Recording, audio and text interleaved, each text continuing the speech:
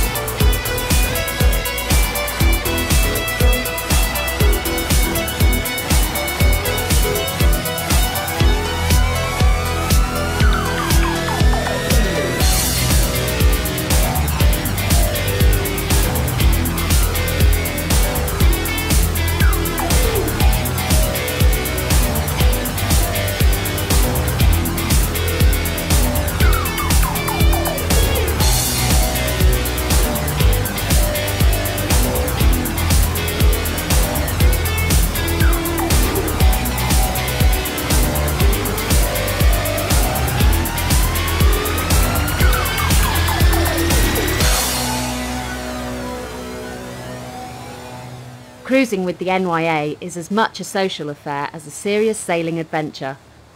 Families and friends are encouraged to join in, some even bring their pets. It's our first foray into the world of boating and navigation and learning all of the opportunities that it brings. And we have had, without doubt, an exceptional time. We couldn't have done it without NYA because they've given us the confidence with these cruising companies.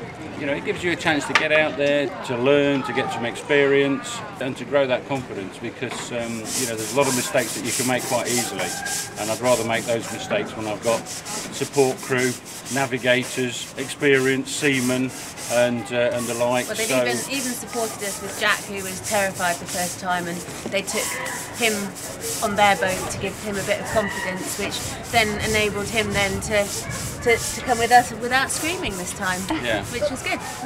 Phil and I met each other in Singapore in the early 80s, and then we haven't seen or been in touch with each other since. And then he found me, or I found him on Facebook, and he put an ad up saying, I'm going to do this trip, who wants to come along as crew? So I got in there quickly. Then I came up on the train on Thursday. Haven't seen him for 25, 30 years, and that was it. It's like we've never been apart. This is Holly. She's nearly 7 in October, and she's been boating as long as we have, on the Broads, out to sea, all up and down the east coast. So yeah, she loves it. Been everywhere, haven't you, dog? Yes. Certainly going to boating with your pets. I mean, they will get used to it as the same way as you do. Probably not take them out and just chop your seas straight off, build it up slowly. But so she's get them a life jacket and they're away, really. Yeah, she's always enjoyed it and never been a problem at all. We certainly want to encourage families to come and use their boats. We love to have kids along on our cruises, and often we have the family dog as well. For the first time at sea, people are apprehensive. Is it going to be rough? Am I going to be seasick? Are we going to break down? And the feeling they get when they arrive, the euphoria of arriving into a port, is fantastic, and it's great to watch. The yachts have made good progress. Now it's an easy run past Felixstowe's busy container port and up Suffolk's picturesque River Orwell to the historic town of Ipswich. One of the places we visit regularly is Ipswich Haven. It's a great destination for us. It's a nice length of trip, about 50 miles. And of course you arrive first of all at the port of Felixstowe, the big container ships, and you really feel you're mixing with the big commercial stuff, albeit at a safe distance. And then up into the very pretty River Orwell. As you go up the river, you've got boats moored either side and Levington Marina on the north bank, up to Pin Mill, a historic and pretty place with a super pub. And beyond that, up under the Orwell Bridge, recognisable to most of us. And then you lock through into Ipswich Haven, which is a very safe place for the children to go in the dinghies and what have you. And you're surrounded by bars and restaurants and shops and a bit of something for everyone. With all the craft safely moored in Ipswich Marina, it's time for another party. The social side's devastating because it's just brilliant. You meet a lot of like-minded individuals that are clearly, you bond with straight away because you've got a reason in common, a purpose for discussion. So, you walk into the bar or a boat, you don't know some people because they might be on the trip for the first time. The rapport is instantaneous because you're talking about the situation that has just happened in the lock or the weather conditions. So it's just fabulous.